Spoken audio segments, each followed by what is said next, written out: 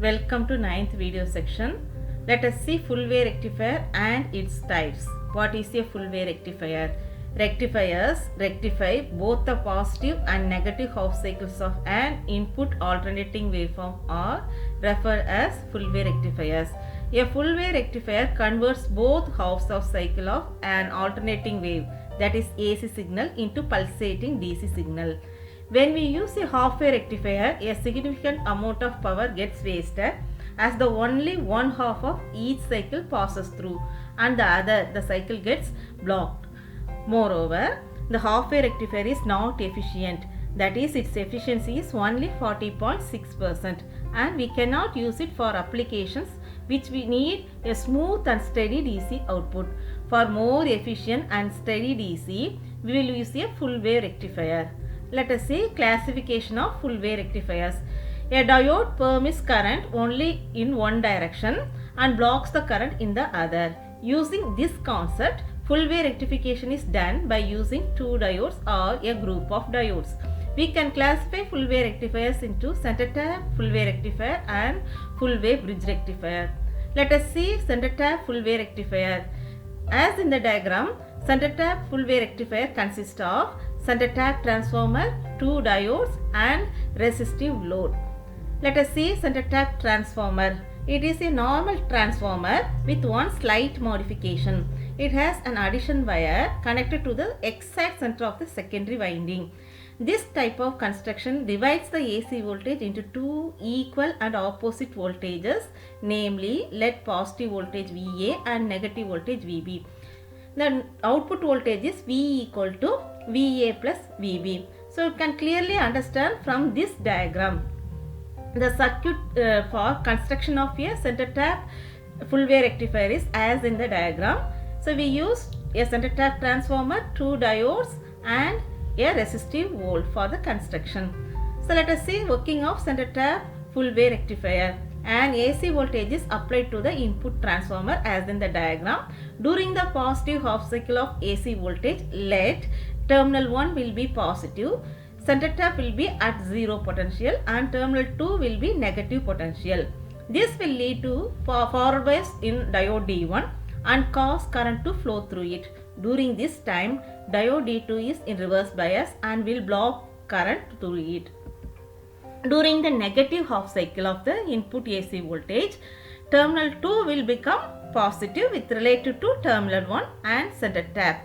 This will lead to forward bias in diode D2 and cause current to flow through it. During this time, diode D1 is in reverse bias and will block current through it.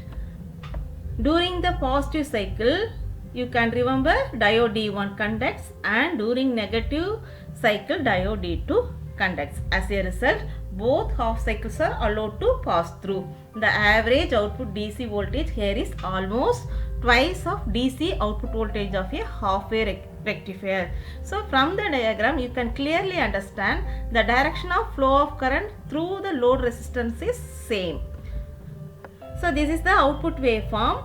So from the waveform you can understand during every positive half cycle diode D1 conducts and similarly for negative half cycle diode D2 conducts. As a net, both the half cycles are utilized. Advantages of center tap full wave rectifier. Full wave rectifiers generally have higher rectifying efficiency than half wave rectifiers. This means that they convert AC to DC more efficiently.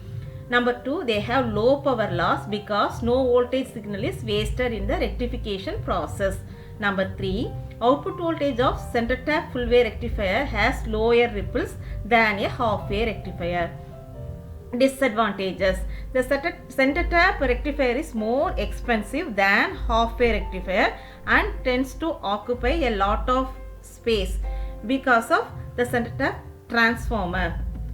So let us see bridge rectifier. Rectifier uses 4 individual rectifying diodes connected in a closed loop, that is in the form of bridge configuration to produce desired output of bridge rectifiers. Bridge rectifiers are widely used in power supplies that provide necessary DC voltage for the electronic components or devices. This is the construction of a bridge rectifier. So 4 diodes are arranged in the form of a bridge. The transformer secondary is connected to diagrammatically opposite points of a bridge at the points A and B. The load resistance RL is connected to the bridge through the points C and D as in the diagram. So the input signal is applied across the terminal A and B, and the output DC signal is obtained across the load resistance RL connected between the terminal C and D. The four diodes are arranged in such a way that only two diodes conducts electricity during each half cycle. D1 and D2 are the pairs that conduct electric current during the positive half cycle. Likewise, diodes D3 and D4 conduct electric current during a negative half cycle. The main advantage of this configuration is the absence of expensive center tap transformer. Therefore, the size and cost are reduced.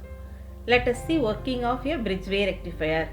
During the first half cycle, let the upper end of the transformer secondary winding is positive with respect to the lower end as in the diagram.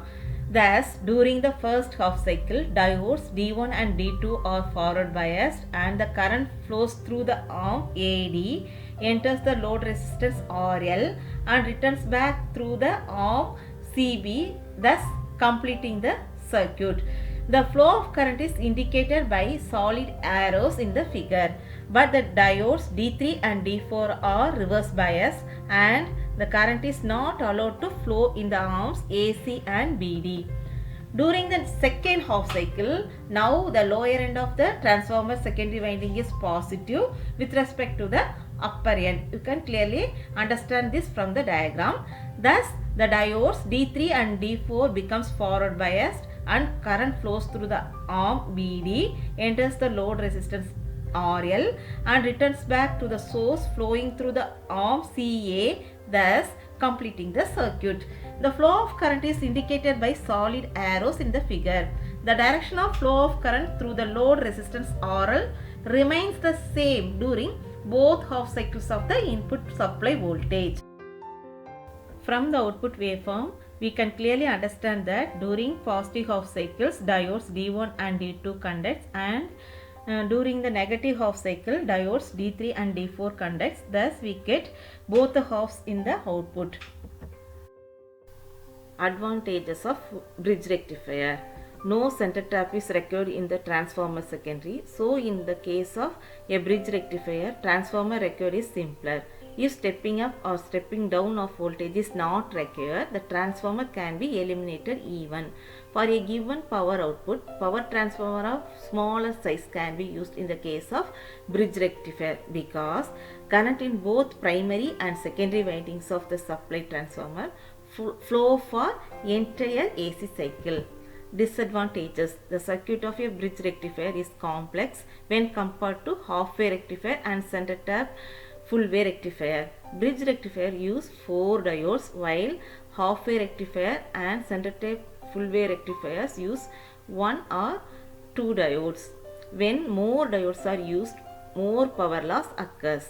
In a center tap full-wave rectifier, only 1 diode conducts during each half cycle, but in bridge rectifier, 2 diodes are connected in series conduct during each half cycle.